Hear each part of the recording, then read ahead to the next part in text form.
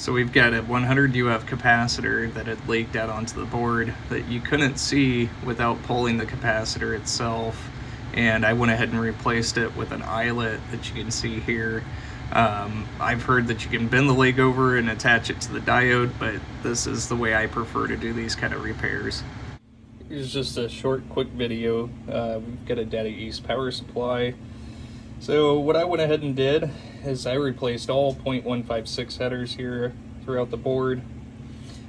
We also had, let's see, here at C2 was a leaking capacitor, and I'll go ahead and roll in some pictures there of that.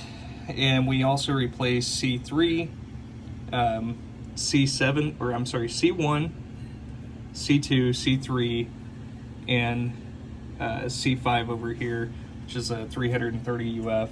We also had 2 fuse clips that were completely done for. You can test them just by pushing down on the fuse clips themselves, and if they break apart, obviously they're bad. Or even if they kind of split apart there even. We did have some abatement that we had to do. I assume it was from C2 because I did pull the 4700 UF capacitor and tested it, and it's completely fine, and it was not the one that was leaking. But anyways, that's been abated and conformal coated over top of there.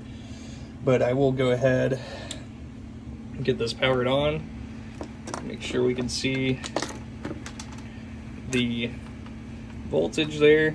So first is going to be -12, and then we've got our +12 unregulated, and then 5 volts over here. And then we can test the high voltage, which is this string, or this pin here. So 92 and -114, and also 68. And then we've got 5 volts, and then just the redundant -12, +12, another +12, and then just a whole string of 5 volts here. So the board is working 100%. Thank you so much.